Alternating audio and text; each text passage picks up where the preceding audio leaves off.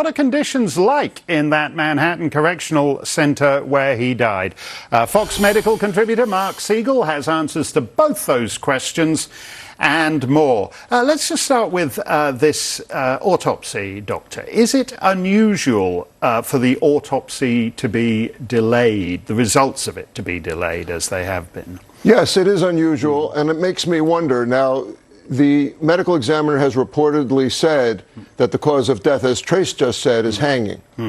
But they still have to determine exactly how that occurred and whether he actually hung himself. That would be one thing on my mind.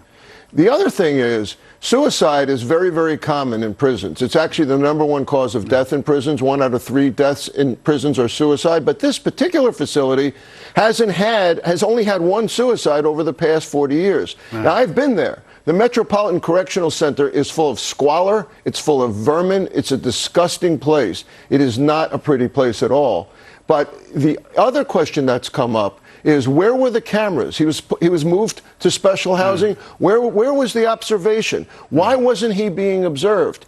I can tell you that someone that's supposedly been on suicide watch, me as a physician, no psychiatrist would take a person off of suicide watch in this kind of condition, this sex offender, would take him off of suicide watch and then just he's fine, he says he's fine. That's not how a psychiatrist would act. No, basically, after 6 days on suicide watch, his suicidal tendencies cleared up. That's the official position. That's ridiculous from a medical point of view. I have never seen that in all my years of practice. It doesn't happen. Suicide is something that comes on over a long period of time. Severe depression, clearly had a shock here. It would not go away. No self-respecting psychiatrist would ever say, okay, he's no longer suicidal. It lingers. Now, let's go to that other statistic you said, that 1/3 of all prison deaths in the United States are suicide. So if you're a judge and you don't want to give a guy bail and you want to send him to a jail where he's not going to commit suicide or not going to be able to commit suicide,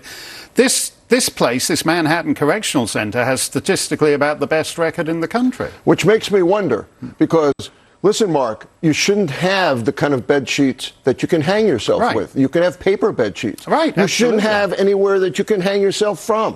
Where are you hanging yourself from? The ceiling should be too high for that. You shouldn't have the ability to do it on the side, on a bed, on a doorknob, anything like that. And again, we have the ability in these days to have the kind of technology to be observing. If he were in a psych ward, now we don't have maximum security in a psych ward. If he were in a psych ward, the protocol says every 15 minutes, every single patient in a psych ward has to be seen and examined. If it's a suicide watch, it's constant. So it's clearly very, very unusual that he would be taken off of suicide watch, put in a room where he's unobserved and no cameras are pointing at him. You know prisons well, and you know that sex offenders get treated the worst in prison. They don't have a happy time in there. And I also pointed out to you about the suicides. I should add that the number of suicides is highest among sex offenders and also homicides. Highest among sex offenders. They get targeted, they get beaten up, they get murdered, and they take their own lives. How can it be that you have a high-value prisoner like this, one of the most high-profile prisoners on the planet, and he, according to you, doesn't get the surveillance that an ordinary patient in a psychiatric hospital would get? How does that happen?